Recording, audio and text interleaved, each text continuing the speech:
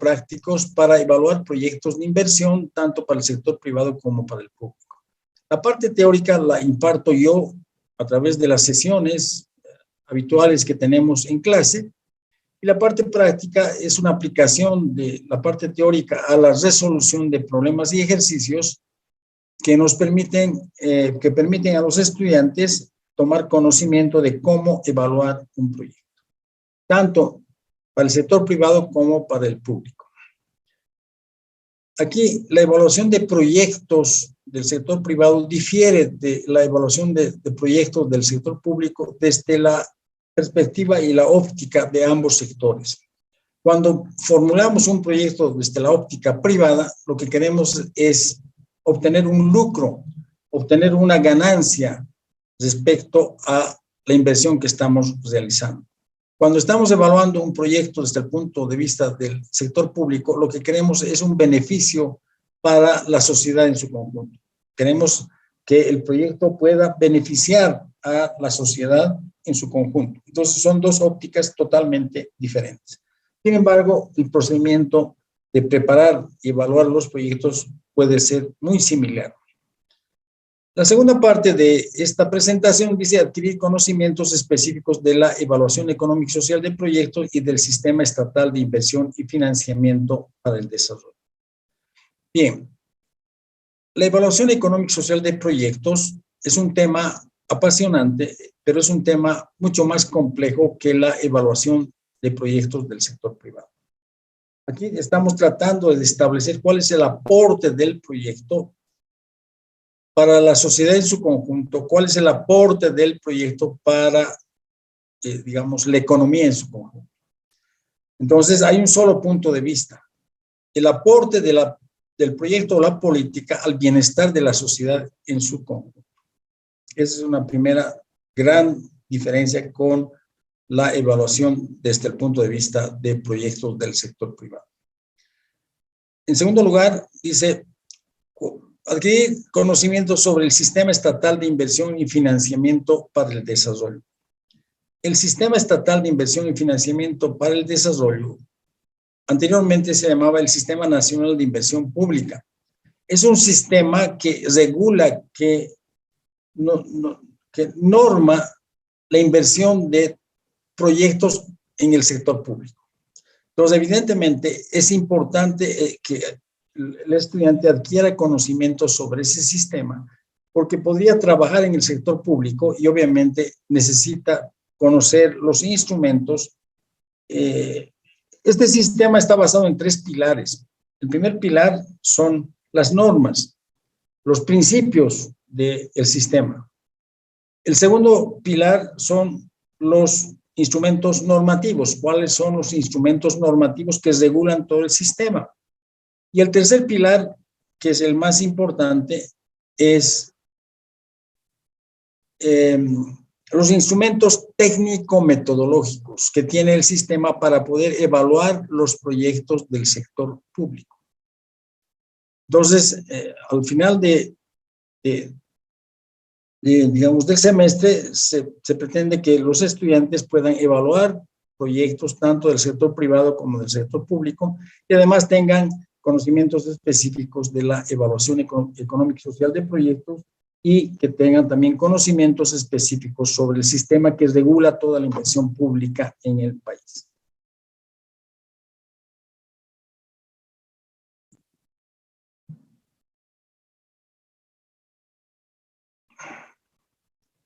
¿Cuál es el contenido de la materia?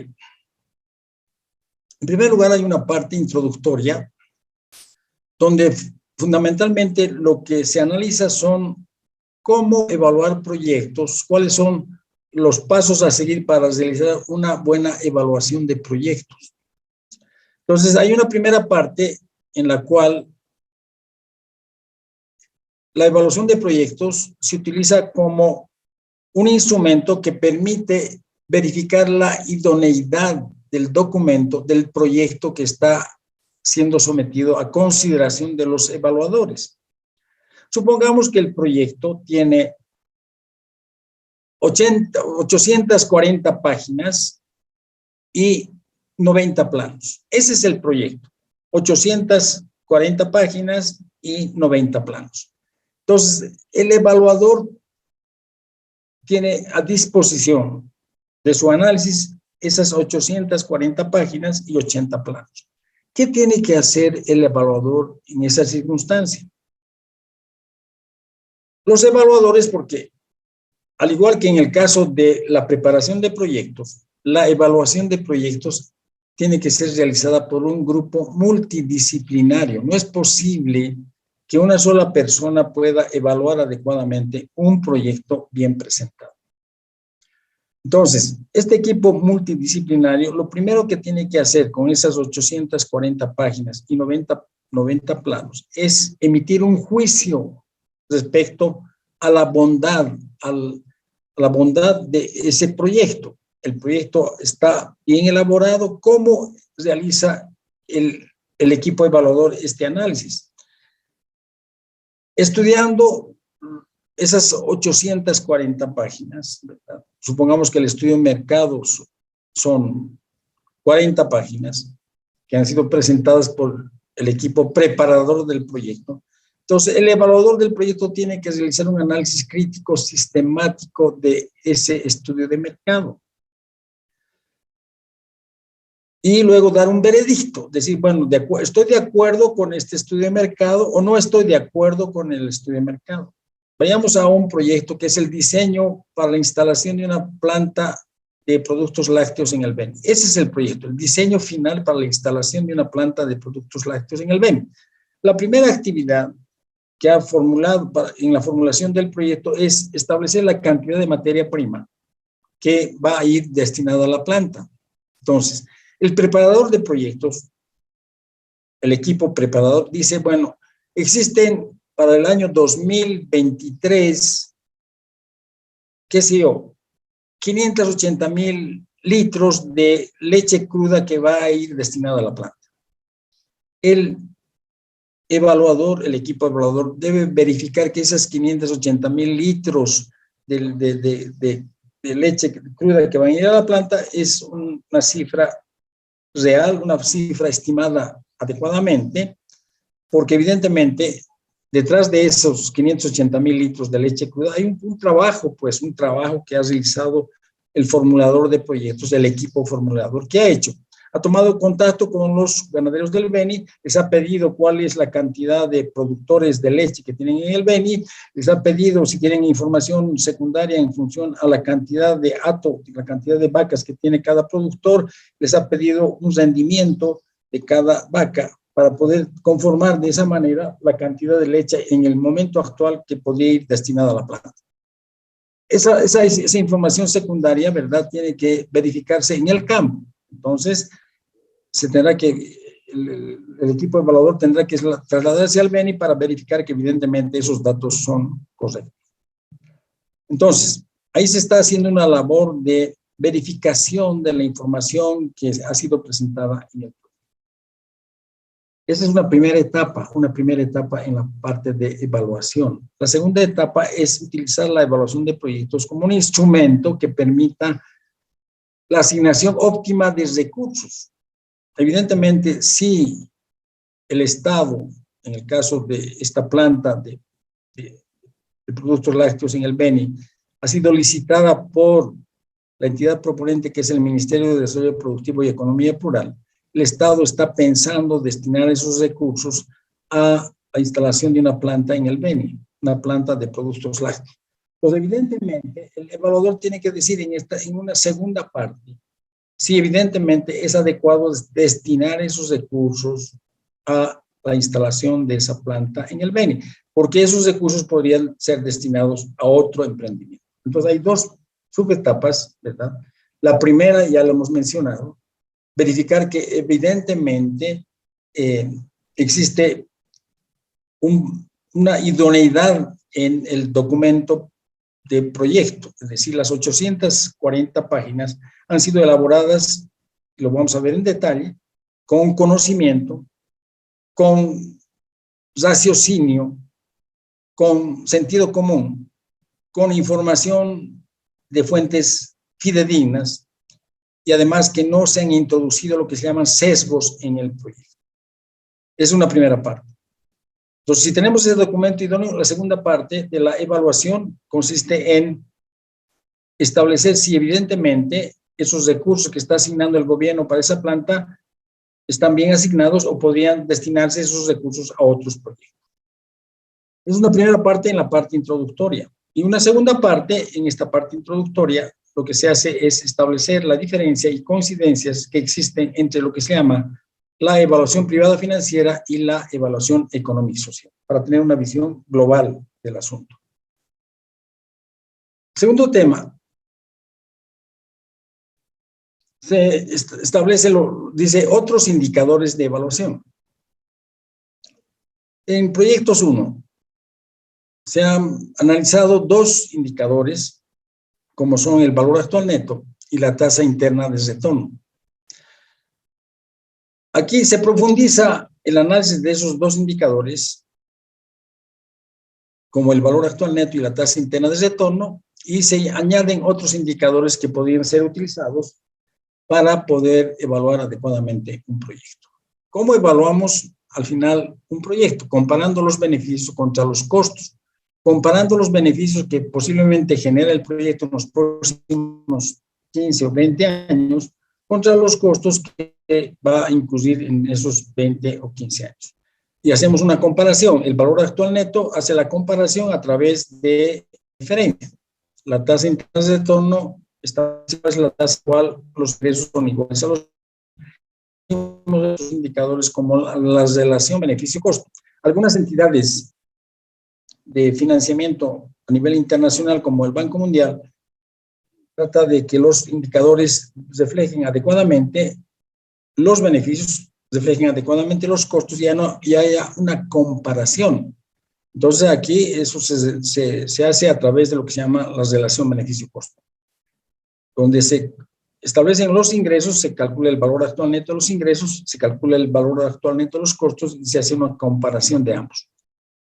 Y se hacen otros indicadores como el índice de rentabilidad, el índice del valor actual neto, etc. Entonces, además de la tasa interna de retorno y el valor actual neto, aquí se introducen otros indicadores de evaluación, como los que he mencionado, el costo anual equivalente, el índice de rentabilidad, el índice del valor actual neto, que podrían utilizarse también en comparar los beneficios contra los costos y tomar la decisión de invertir o no invertir en un determinado proyecto.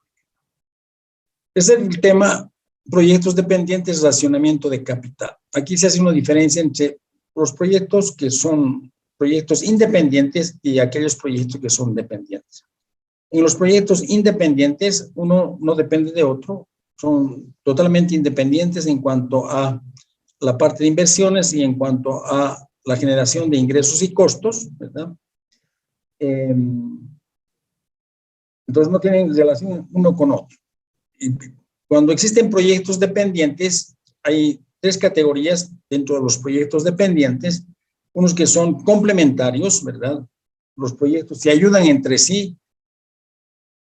Hay varios ejemplos, por ejemplo, un huerto de manzanos al lado de un emprendimiento apícola. Entonces, las abejas se están nutriendo de la flora del huerto de manzanos, de tal manera que esos dos proyectos son complementarios que obviamente en forma conjunta deberían tener una mayor rentabilidad que considerados en forma aislada. Entonces, es una categoría de proyectos dependientes. Otros son sustitutos parciales. El ejemplo es, digamos, las entidades que tienen patios de comida y de creación están compitiendo entre sí por una demanda que es una demanda de recreación de la población, digamos, paceña. Hay una competencia entre el multicine y el otro que se llama de IPAVI, hay una competencia entre ellos. Entonces son proyectos dependientes, pero son sustitutos parciales. Y finalmente existe lo que es sustitutos totales, que son proyectos mutuamente excluyentes. Entonces aquí se hace una relación, un análisis de ese tipo de proyectos y ahí también se hace un análisis del racionamiento de capital. ¿Qué pasa cuando existe racionamiento de capital? ¿Cuáles deberían ser las acciones que se deberían tomar para elegir adecuadamente los proyectos a ser implementados? El cuarto tema es la evaluación financiera en un escenario inflacionario. Es decir, la inflación es un tema que afecta a todas las economías de todos los países en el mundo. Y cuando analizamos un proyecto, evidentemente en proyectos 1, no hemos tomado en consideración la parte de la inflación. Entonces, en este cuarto tema se establece una primera parte del análisis de la inflación, que es lo que se llama la inflación pura. Se llama inflación pura cuando la inflación afecta de igual manera a todos los precios, tanto a los precios de los insumos que se requieren para elaborar un proyecto, como a los precios de los productos o servicios que el proyecto genera. Entonces está afectando de igual manera a todos los precios. Y en términos reales, como vamos a ver, esa inflación generalizada no debería afectar la rentabilidad real del proyecto. El tema 5 se refiere a cuando la inflación afecta de diferente manera a los precios. Es decir, afecta de diferente manera a los precios, por ejemplo, de las materias primas respecto a los precios de los productos terminados. ¿Qué pasa en ese caso? Entonces habría que analizar cuál es el cambio en los precios relativos. La inflación está afectando de diferente manera a todos los precios. Y en este contexto, no es racional decir que la inflación, digamos, no afecta a la rentabilidad real. Lo que se hace en este caso es trabajar primero a precios corrientes y luego, si se quiere trabajar a precios constantes, deflactar esos precios corrientes con la tasa de inflación general. Entonces aquí se plantea un escenario en el cual la inflación está afectando de diferente manera a los precios. Hasta este quinto punto es el primer examen parcial. El sexto tema es lo que se llama el problema del riesgo y la incertidumbre. Cuando un inversionista, ya sea del sector privado o del sector público, realiza una inversión, existe asociado a ese acto de invertir un problema, diremos, de incertidumbre, ¿verdad? No sabemos qué va a pasar el día de mañana, y menos aún qué es lo que va a pasar de aquí a 5 a 10 años o a 15 años, que estamos pensando, digamos que estamos estimando los flujos para los próximos 15 años, pero también tenemos que estimar qué pasaría o qué sería un escenario de incertidumbre en los próximos 15 años. Y hay un riesgo asociado a cada uno de los proyectos. Entonces aquí se analizan algunos instrumentos que nos permiten incorporar el problema del riesgo y la incertidumbre en la evaluación de proyectos. Hasta este sexto punto se amplía el conocimiento de lo que es la evaluación privada financiera. A partir del séptimo tema se introduce lo que es la evaluación económica y social de proyectos.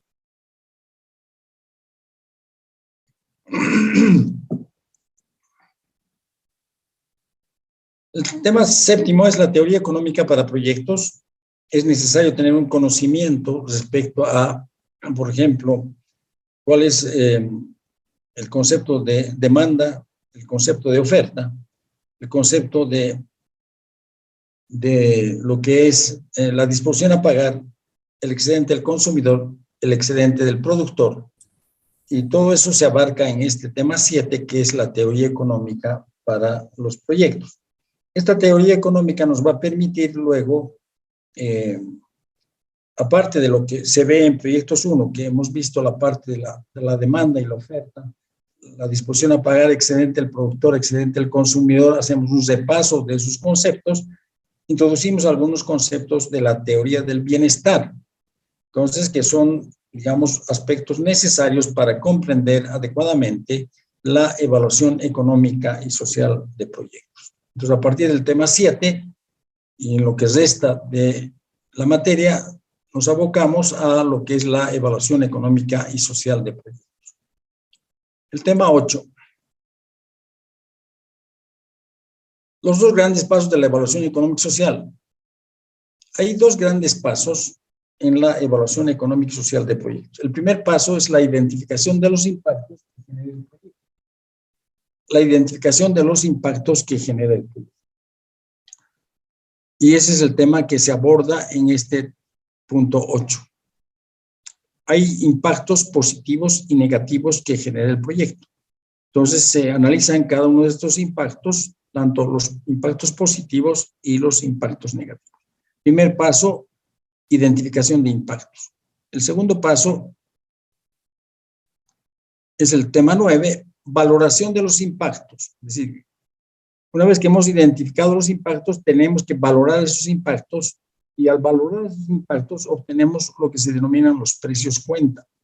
Los precios cuenta son los precios que se deben utilizar en la evaluación económica y social, a diferencia de los precios de mercado que son los que se utilizan para la evaluación privada financiera. Entonces aquí en este noveno tema vemos cómo podemos establecer lo que se llaman los precios cuenta. El tema 10, en el tema 9 hemos supuesto un mercado de competencia perfecta, es decir, un mercado en el cual no existen distorsiones, no existen impuestos, no existen subsidios, no existen control de precios, no existen aranceles, etcétera.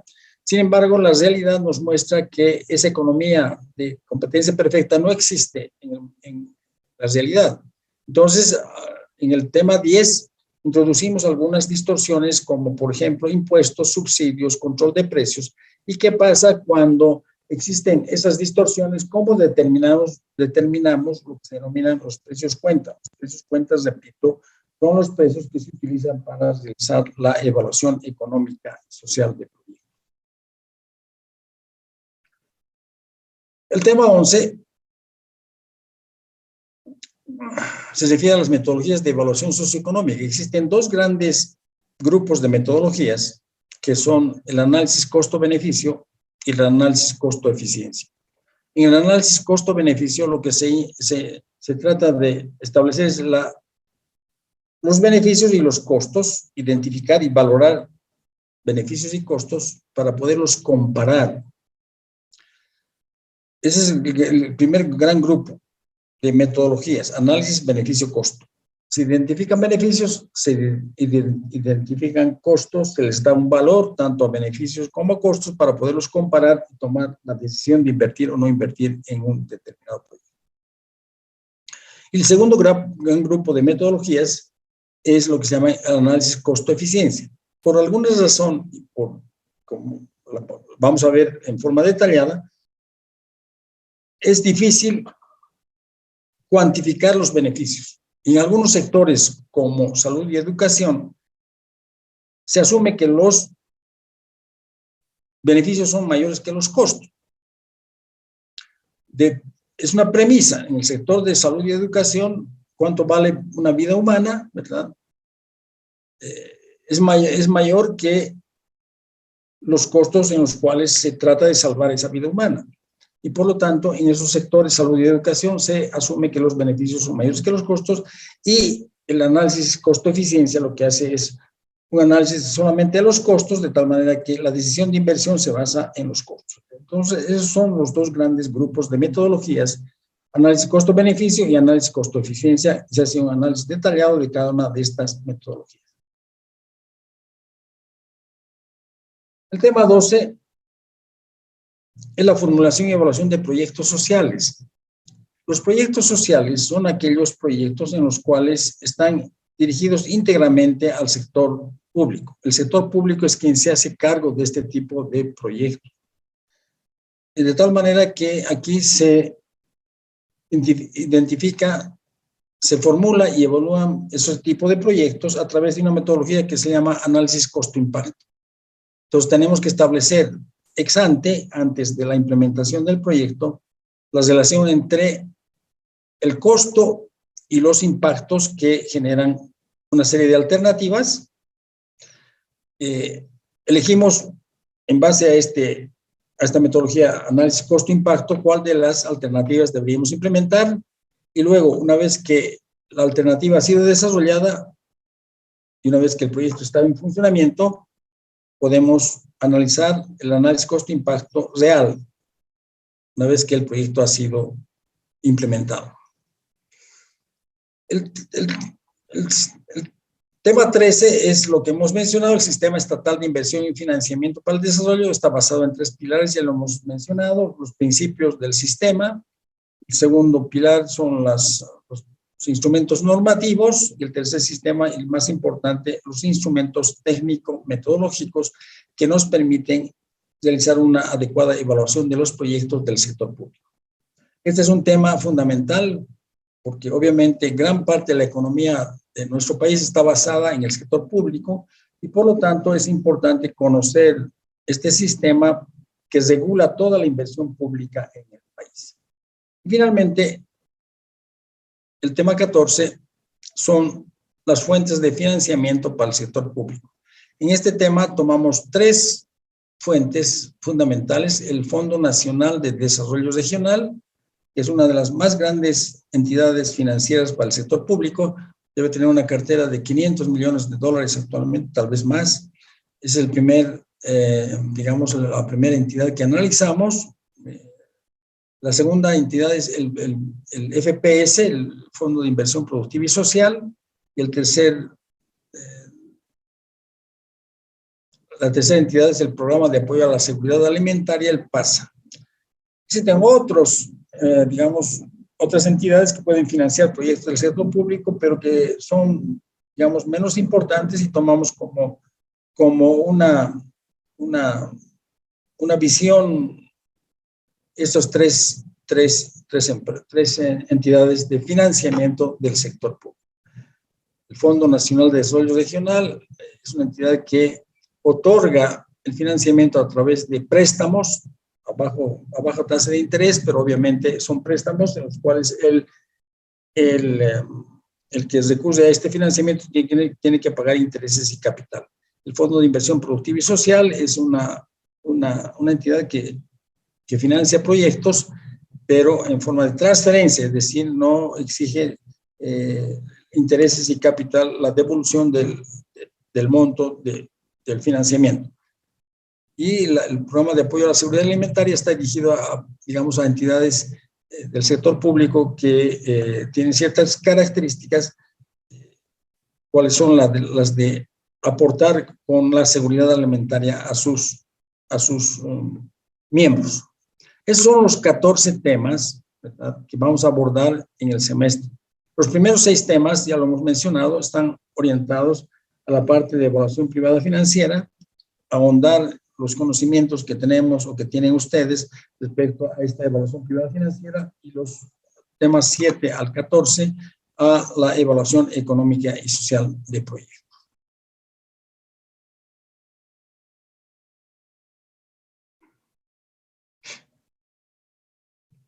Aquí tenemos la bibliografía. Evaluación financiera de proyectos de inversión, Karen Mocate, editorial Alfa Omega, edición 2004, y evaluación económica y social de proyectos de inversión, Raúl Castro Rodríguez y Karen Mocate, edición 2003. El primero de los libros está dirigido a la parte de evaluación privada financiera. Es un texto que aborda fundamentalmente lo que es la evaluación. Ahí, digamos, cómo calcular, estimar los indicadores a través del valor actual neto, tasas internas de retornos, relación beneficio-costo. Tiene también este libro gran parte de lo que es la parte de proyectos dependientes, el racionamiento de capital, la parte de inflación pura, inflación, digamos, cuando la inflación afecta de diferente manera a los precios, es decir, abarca gran parte de los temas, digamos, 3, 4 y 5 del programa. Y la evaluación económica y social de proyectos del señor Raúl Castro Rodríguez y Karen Mocate abarca todo lo que es la parte de evaluación económica y social que vamos a ver. El señor Raúl Castro Rodríguez, con el cual también hemos compartido alguna cátedra en la Universidad Católica de aquí de La Paz. Es una persona, es doctor en economía y que ha hecho varias, digamos, ha estado a cargo de varias consultorías que ha brindado la Universidad de los Andes de Colombia a el gobierno boliviano. Vamos a ver la participación de esta consultoría a través de el tema del sistema de inversión, del sistema estatal de inversión y financiamiento. En varias partes de los instrumentos técnico-metodológicos, este señor ha participado activamente digamos, en el grupo consultor que ha elaborado estos instrumentos técnico-metodológicos. Y ha escrito un libro que es, digamos, didáctico, que permite tomar conocimiento de la evaluación económica y social de proyectos. Ambos libros están disponibles digitalmente y los brindamos a través de la plataforma de la carrera en los, digamos, capítulos pertinentes cuando avanzamos la materia. Algunos textos complementarios: Manual de Formulación y Evaluación y Monitoreo de Proyectos Sociales, Ernesto Cohen, Rodrigo Martínez. Este es un libro que lo utilizamos fundamentalmente en el tema 11 o 10, que es la evaluación y monitoreo de proyectos sociales. Evaluación social de proyectos, de Ernesto Fontaine. Este libro es un poco más, digamos, denso que el libro del señor Raúl Castro Rodríguez, pero sin embargo aquellas personas que quieren profundizar su conocimiento en la parte de evaluación económica y social de proyectos, este libro es adecuado.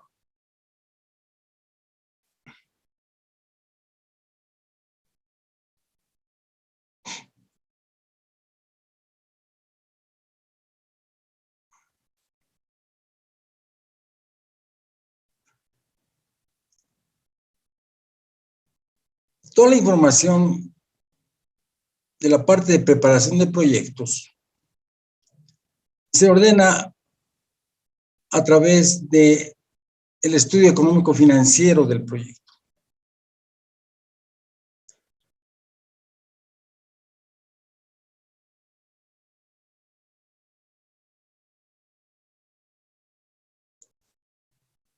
Además, en este estudio económico financiero, que repito, resume, ordena, sistematiza toda la información contenida en un proyecto. Se introducen además alguna otra información relacionada con los aspectos tributarios y fuentes de financiamiento a las que accederá el proyecto. Aspectos tributarios como los impuestos que se deben pagar en una determinada región. Hay regiones como el Alto, que libera de cierto tipo de impuestos a los emprendimientos que se localizan en el municipio de El Alto. Entonces, obviamente, en esta parte de la parte de el estudio económico financiero se deben introducir los impuestos que el proyecto debería incluir en su análisis dependiendo de la ubicación de dicho proyecto. Y además debería incluir las condiciones de las fuentes de financiamiento a las cuales va a recurrir el proyecto.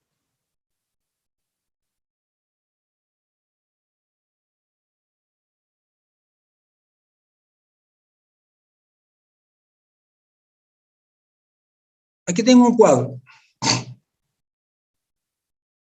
que establece cuáles son las etapas principales de un proyecto. Entonces, hay dos etapas fundamentales: la preparación de proyectos y la evaluación de proyectos. Ambas etapas tienen que ser efectuadas por un equipo multidisciplinario. Enseguida vamos a ver algunos ejemplos.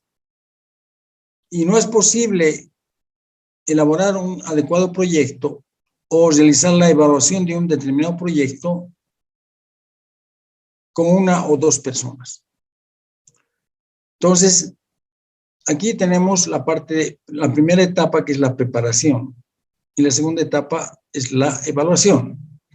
La etapa de preparación dice, ¿cuál es el objetivo de la parte de preparación? Formular un plan de acción para la producción de bienes y o servicios con el propósito de obtener una ventaja económica o social.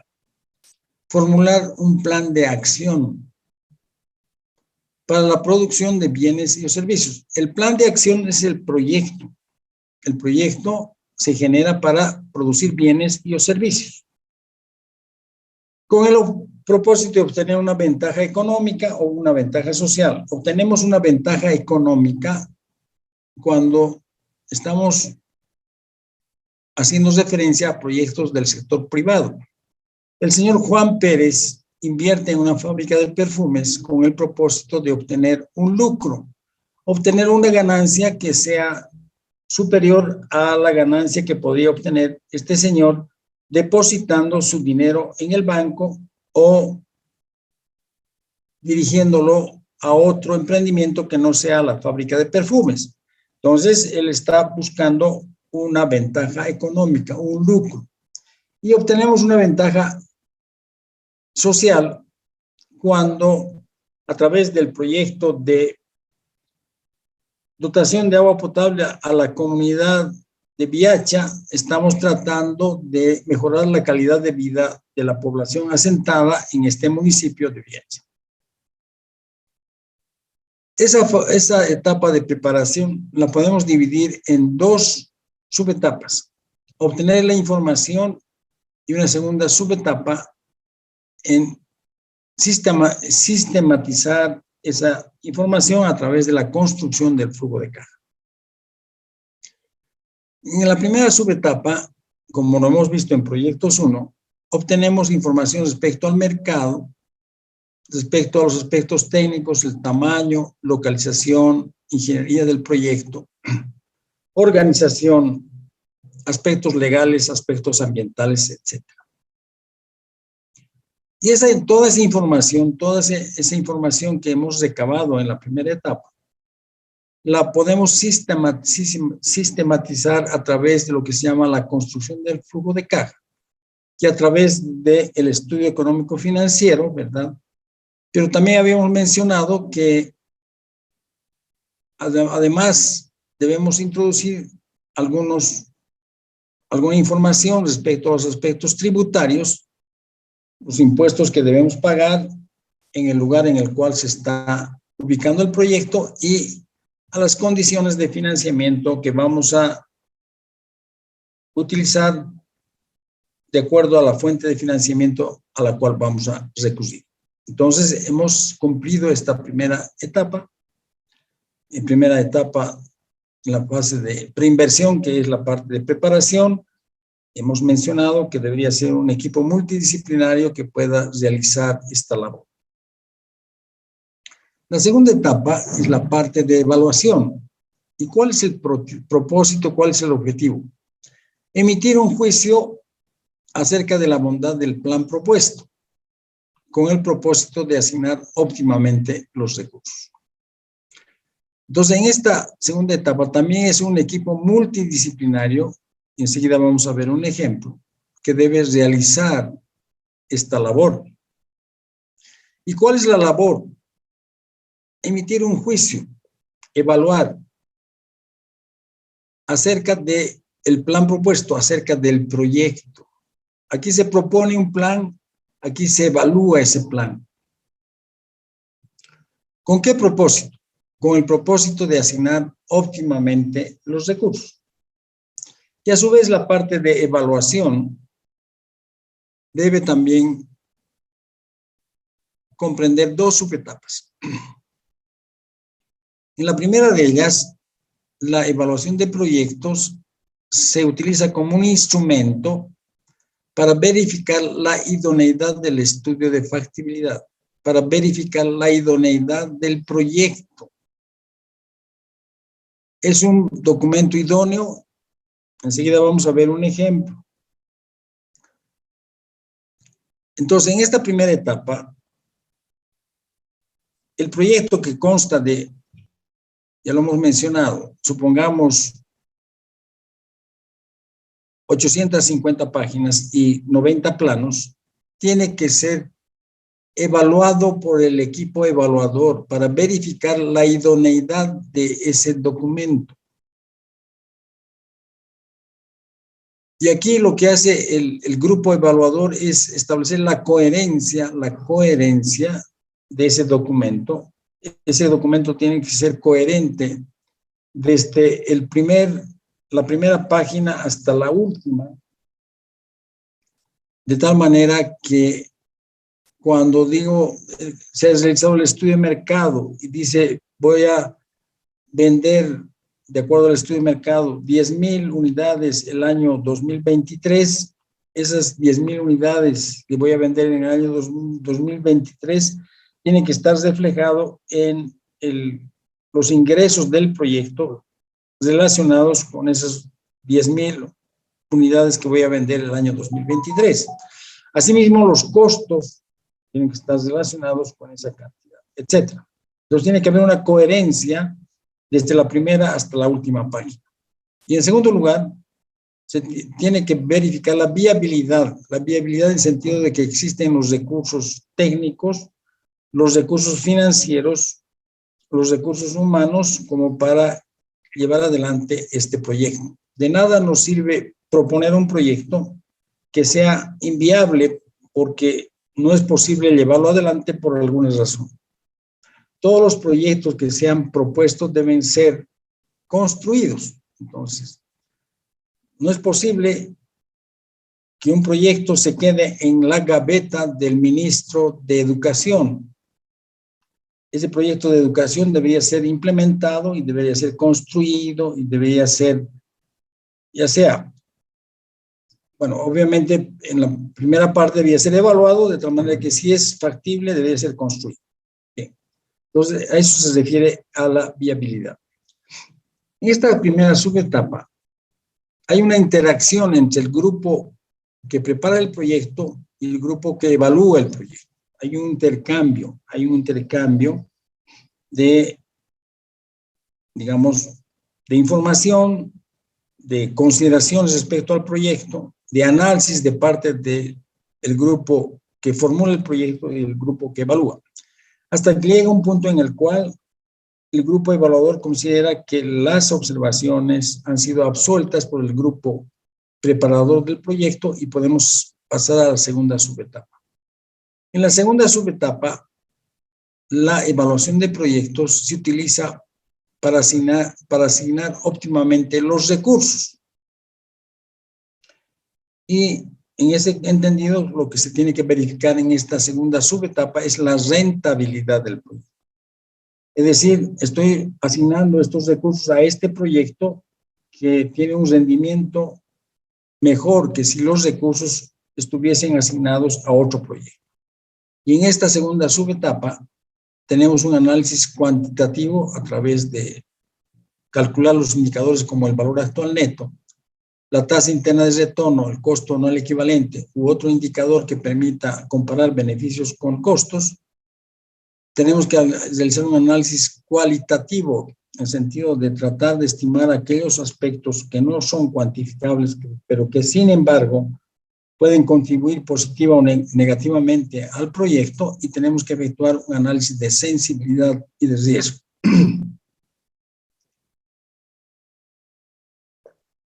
Este análisis de sensibilidad y de riesgo nos permite tener mayor información respecto a los varios escenarios que podemos plantear para la implementación del proyecto. Eso es en términos generales las dos etapas que debemos analizar en un proyecto. La primera etapa, la parte de preparación, la hemos visto en proyectos 1, y la segunda etapa, la parte de evaluación, la vamos a ver ahora en proyectos 2.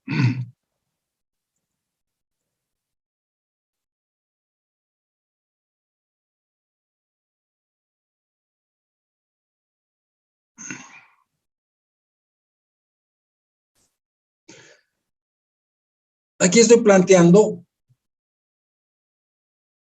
de acuerdo a la definición anterior, ¿verdad? En la parte de formulación de proyectos,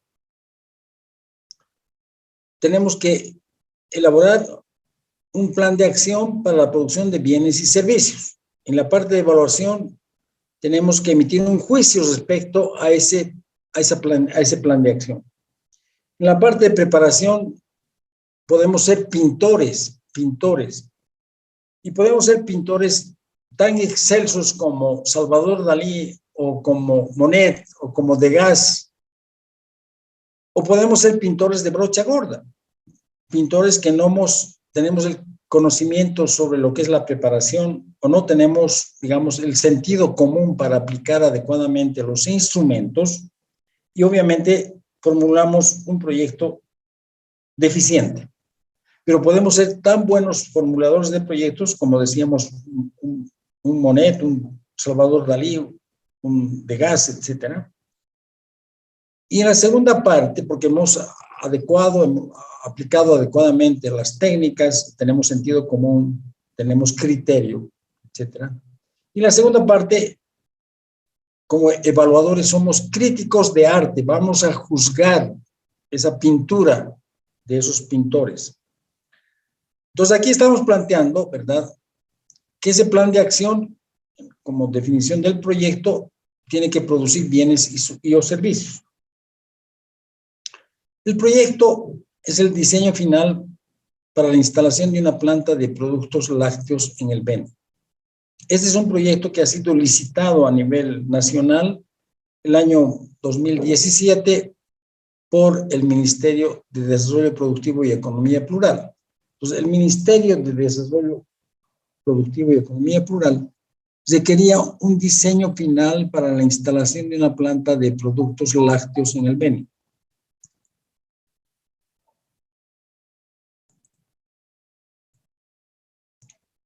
Ese proyecto tenía 860 páginas y 80 planos. Ese es el proyecto. Por ejemplo, diagnóstico de la cuenca lechera en el Beni, 40 páginas, estudio de mercado, 65 páginas, etcétera, etcétera. Todos los estudios pertinentes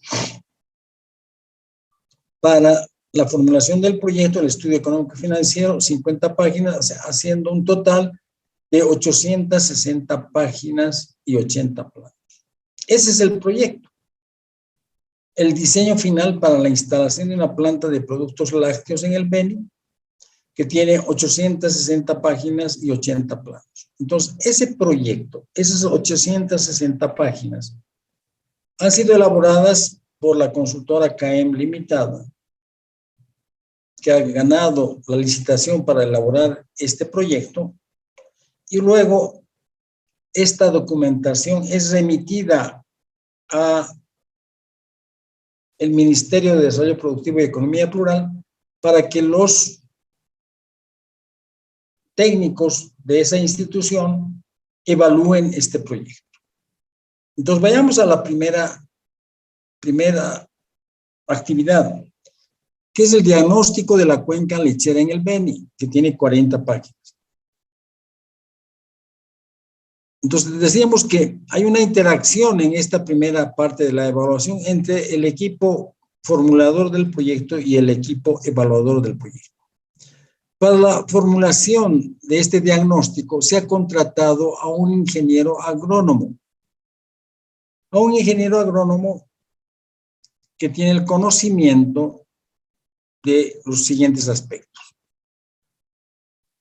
El diagnóstico debería establecer la cantidad de leche cruda que va a ir destinada a la planta lechera. Entonces, ¿cómo podemos operativamente establecer esa cantidad de leche cruda que va a ir a la planta lechera? En primer lugar, deberíamos tomar contacto con la Federación de Ganaderos del Beni a través de una comunicación indicándoles que la consultora CAEM ha sido la consultora que ha ganado la licitación y que debe elaborar este proyecto. Y por lo tanto, requerimos su colaboración. Entonces, la Federación de Ganaderos del Beni, bueno, ¿qué información se requiere? La información que requerimos para este primer punto es la cantidad de productores de leche asentados en el Beni. Si tienes registros de la cantidad de productores, si tienes registros de cada productor cuántas vacas tiene, y si tienen registros respecto al rendimiento promedio de cada vaca. Entonces, con eso tendríamos, ¿verdad?, una información respecto a la cantidad de leche cruda que se genera en la cuenca lechera en el Beni. Esa información que puede tener o no puede tener la Federación de Ganaderos del Beni tiene que ser validada en el trabajo de campo, ¿verdad? Entonces, supongamos que tenemos actualmente la cantidad de productores, la cantidad de animales que tiene cada productor en promedio y el rendimiento de cada vaca en promedio. Con eso tenemos y podríamos tener, ¿verdad?, un monto total de la cantidad de leche cruda disponible en la cuenca lechera del Beni en el momento actual. Esa información, repito, esa información secundaria debería ser corroborada a través de visitas de campo. Pero ahí no se completa el análisis. El análisis debería ir más allá. Si bien tenemos la cantidad de leche cruda que va destinada al Beni, porque hoy obviamente vamos a restar de esa cantidad global, la cantidad para autoconsumo, la cantidad que productores están destinando en forma artesanal a la fabricación de quesos, leche natural y yogur que pueden fabricar, tendríamos la cantidad total menos lo que se destina a esas actividades, una cantidad potencial que podría ir al proyecto. Pero obviamente nos interesa la cantidad que se va a producir durante los próximos 10, 15 años o 20 años de aquí al futuro. Entonces podemos plantear algunos escenarios y de hecho se lo ha hecho de esa manera. Un escenario, digamos, pesimista en el cual no vamos a hacer nada, simplemente vamos a tomar el crecimiento natural del hato, cómo crece durante los próximos 15 años el hato ganadero del Beni. Entonces ahí tenemos, en función a ese crecimiento del hato, la cantidad de leche que podría generarse durante los próximos 10 o 15 años. Ese es un escenario. El segundo escenario es, vamos a optimizar esa cantidad de leche que va a estar destinada a la planta. ¿Cómo? Vamos a introducir ganado mejorado. Para los pequeños productores que estén dispuestos a tomar un préstamo, vamos a comprar una cierta cantidad de vaquillas como ganado Holstein para mejorar la calidad del ganado. En segundo lugar, vamos a mejorar la alimentación a través de un mejor forraje y la parte de pasturas.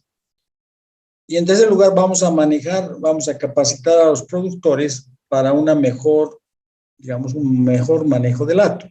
Entonces, son dos escenarios, uno pesimista, no hacemos nada, uno optimista, vamos a poder comprar ganado, mejorar la parte de alimentación, mejorar el manejo del hato. Entonces, eso que estoy comentando lo hemos plasmado en las 40 páginas. ¿Qué pasa cuando esas 40 páginas, porque obviamente no terminamos el proyecto y lo mandamos al ministerio, terminamos una parte que es la parte de la cuenca lechera y el estudio de mercado y lo mandamos al ministerio? En el ministerio se tiene que realizar la evaluación de este documento, de las 40 páginas de la cuenca lechera, donde hemos mencionado lo que hemos hecho, y de las 65 páginas que es el estudio de mercado. Entonces, en el ministerio, que es el proponente, tiene que haber un equipo similar al de preparar el proyecto. Entonces, en el ministerio tiene que haber un ingeniero agrónomo que haya analizado, está realizando la evaluación de esa documentación, ¿verdad? Entonces, ¿qué verifica? Verifica que evidentemente se ha tomado contacto con la Federación Ganaderos del Beni, que es una entidad autorizada, tiene registros de sus afiliados que producen leche, tiene registros de la cantidad de productores y la cantidad de animales que tiene cada productor y el rendimiento promedio de cada productor. Entonces, evidentemente, tiene que verificar esos datos. Y tiene que emitir un juicio respecto a la propuesta de los preparadores que han tomado dos escenarios. Un escenario pesimista, el crecimiento del hato, y un escenario optimista, mejorar el ganado, mejorar el manejo del ganado, etcétera, mejorar la alimentación. Entonces, tiene que emitir un juicio respecto a toda esa documentación, ¿verdad? Cuando hablamos del crecimiento del hato en forma natural, obviamente, yo no conozco cuántas pariciones tiene el ganado lechero, cuántas vaquillas pueden, digamos, tener en cada parición, y al cuánto tiempo puede esta vaquilla producir leche, etcétera. Eso es conocimiento específico, ¿verdad? Por eso es que tenemos que contratar un ingeniero agrónomo experto en este tema. Entonces, en esas 40 páginas está toda esa información y ese análisis que les he comentado. Y el evaluador de proyectos tiene que emitir un juicio, tiene que decir, no estoy de acuerdo. El manejo del hato y el crecimiento del hato que ha tomado el especialista en la parte de preparación está equivocado por estas razones.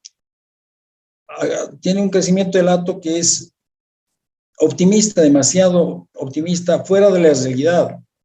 Entonces, evidentemente, el evaluador está haciendo su trabajo y dice, de acuerdo al conocimiento que tengo yo, como experto, ingeniero agrónomo, que he trabajado mucho tiempo en este tema, puedo decir que el crecimiento del hato debería ser de esta manera. Entonces, hay una interacción entre el preparador de proyecto y el evaluador, específicamente sobre este diagnóstico de la cuenca lechera. Hasta que se llega a un término de conciliación, digamos, un término, llamemos, de convergencia, un término en el cual estemos de acuerdo y dice, bueno, se aprueba esta parte del diagnóstico de la cuenca lechera del Beco, con los ajustes pertinentes si son necesarios. Lo mismo se hace para el estudio de mercado, para el estudio del tamaño, para el estudio de la localización, etcétera, etcétera. Entonces, evidentemente, hay una labor de evaluación en esta primera etapa, en la cual los evaluadores, el equipo evaluador, tiene que realizar un examen crítico, sistemático, respecto a la información que ha brindado el equipo preparador del proyecto. Esa es la primera labor que debe realizar el equipo evaluador, que habíamos visto en ese cuadro anterior que decía la evaluación de proyectos como un instrumento para verificar la idoneidad del proyecto. Entonces, aquí hay una labor entre el equipo preparador y el equipo evaluador hasta llegar a un documento, entre comillas, idóneo. Ya estamos de acuerdo que estamos tomando esos dos escenarios y obviamente los escenarios han sido ajustados por el equipo evaluador de tal manera que llegamos a aprobar esas 40 páginas y ya hacemos esa misma labor con el estudio de mercado y con todo el resto del documento. Entonces, hemos llegado a esa primera etapa de la parte de evaluación, donde hay una interacción entre el equipo preparador y el equipo evaluador. Vamos a quedar aquí. Quiero ver si tienen alguna pregunta. Voy a dejar de